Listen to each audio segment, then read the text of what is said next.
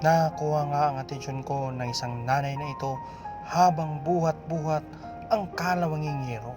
Saan kaya niya ito dadalhin at bakit kasama niya pa ang kanyang mga anak? Hello po! Kumusta po kayo? Ano po yung daladala niyo yon? Pero po, Tingnan ko nga po. Magkano ba ito? ay isang kilo. Sige, tingnan nyo nga po. Buhatin nyo nga. Tingnan nyo nga po. Ayan, nakita ko siya, mga kaidol ko si nanay. Pasan-pasan niya doon. Saan po ba yung galing? Sa ano po, sa kabahay.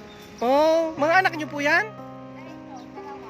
Ay, ano po naman yon? Ano, lata? Ay, lata. Oh, sa tingin niyo po ilang kilo yan? Ha? Bakit po ibibenta nyo? Ulam. Ah, wala po kayong ulam. Saan po kayo nakatira? Diyan lang po sa kabahay. Ah, dyan. Sa tingin nyo, ilang kilo po yon? Sa tingin nyo, may 10 kilo yon? Siguro. Oo. Eto, sa tingin nyo, magkano naman to? Ha?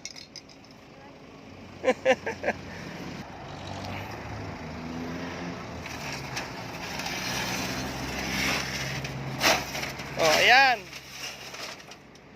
Grabe, oh. Ilang taon na to? 3 years old? Grabe. So, kung 10 kilo to, magkano to? Pag 6, magkano kilo? Size. 6? 60 pesos to. Eh, itong ganito naman, sabi natin 10 din. Po? O, di bali 20 kilo. Magkano yun? 120 pesos? Diyan po siya, no? Oo. O, sige, sige. Ako na ang bibili nito. Marami. Akin na lang yung wallet ko. Oh, Ano pong pangalan nyo? Dali, papakyawin ko na to. Hindi na kayo mahihirapan magbuhat. Sige, lapit kayo dito. Dito kayo. Dito po kayo. Eh, nasaan po ba si mister nyo?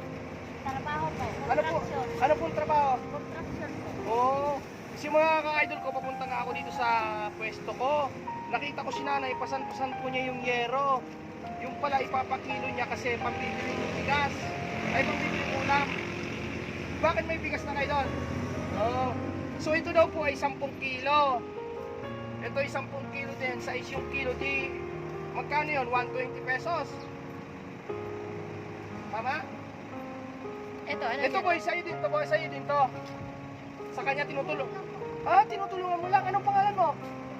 Nag-aaral ka ba? Anong grade ka na? Ah, grade 5 ito. Ah, grade 5 na kayo parehas. Okay, sige, ganito. 120 to. Di ba pwedeng 100 na lang? Ha? Pwede? Bakit po? Bakit? Ayaw niyo magpatawad? Ah, sige, akin na yung palad mo.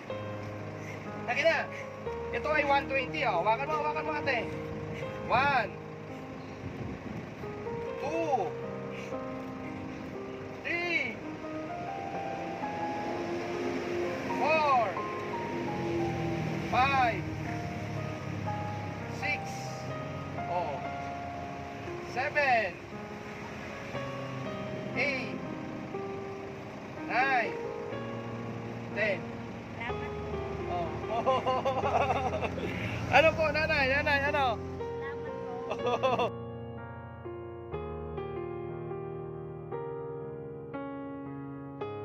Hindi lang 100, times 10 pa.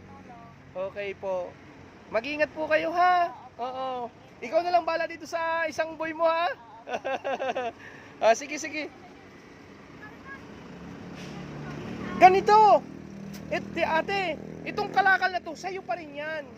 Oo, para pag pinakilo mo doon, another income mo. Okay, sige. Marami sa atin ang panayreklamo sa sitwasyon ng buhay. Pero tingnan nyo si ate, mga ka-idol ko, nagagawa niya pa rin ngumiti sa kabila ng kanyang sitwasyon na kinakailangan niya pang ibenta ang kalawang yero para makabili lang ng pang-ulam ng kanyang mga anak. Kaya minsan, imbes na magreklamo po tayo ay magpasalamat na lang dahil maayos ang ating kalagayan. Saludo ako sa iyo, ate, dahil gumagawa ka ng paraan para hindi magutom ang iyong mga anak. O sige na, ingat po kayo ha. God bless ha. Upload ko tong video natin sa Facebook ha, sa YouTube ha. Okay, God bless, ingat.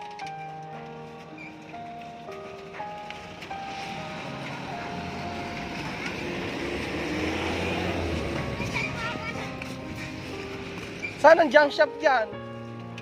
Ay, dito sa kabila. Tatanggalin nga natin kung magkano kilo niyan. Ah, dito. Ayun.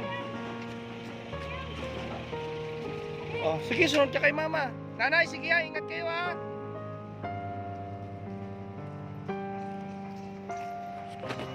Tingnan natin.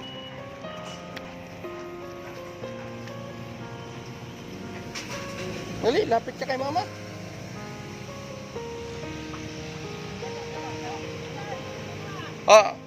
Sige na, dito muna, ibagsak nyo na yan dyan para hindi na kayo mahirapan. Tabi dyan, boy!